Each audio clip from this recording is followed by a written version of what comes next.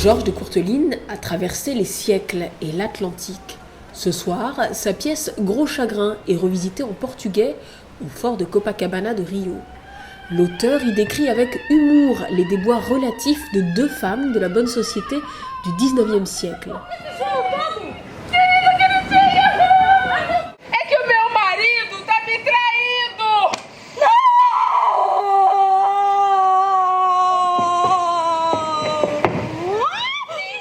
Une fois par mois, depuis 3 ans, le fort accueille le festival Curti con Teatro et propose la diffusion d'un court-métrage suivi d'une pièce de théâtre. La formule a été créée par l'actrice franco-brésilienne Issa de Urquiola. Le concept de programme varié est né à Paris, sur l'île Saint-Louis, où on habitait. Et on réunissait tous les week-ends, tous les dimanches. On invitait les gens pour venir voir des pièces de théâtre courtes, des scènes courtes en anglais et en français, des films, courts-métrages, la musique. C'était vraiment un programme varié et on a vu que ça plaisait beaucoup, énormément.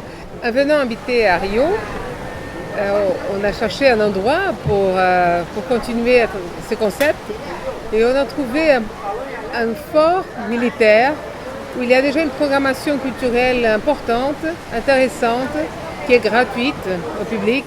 Jusque-là, la troupe n'avait mis en scène que des classiques d'auteurs brésiliens comme Arthur Dias-Avedo ou Martins Pena. C'est la première fois qu'elle joue une pièce française. Le public est conquis. C'est super parce que les Brésiliens prennent contact avec le théâtre français. Et ça, c'est extraordinaire parce que la Courteline, personne ne connaissait. Et maintenant, les gens connaissent déjà l'esprit un peu de Courteline. J'ai trouvé que les comédiens étaient vraiment très énergiques. Non, c'était vraiment une adaptation très sympathique. Non, la pièce, j'ai trouvé plutôt bien interprétée et surtout, j'ai trouvé les deux actrices très prenantes.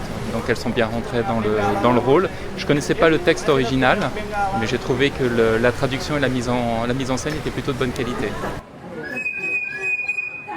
Ce succès en appellera sûrement d'autres. Issa, qui a suivi une formation à la Fémis de Paris et au Conservatoire d'Angoulême, compte adapter très prochainement des classiques français comme Molière et Feydeau. Par la culture, l'actrice entend resserrer les liens entre les Français de Rio et les Brésiliens.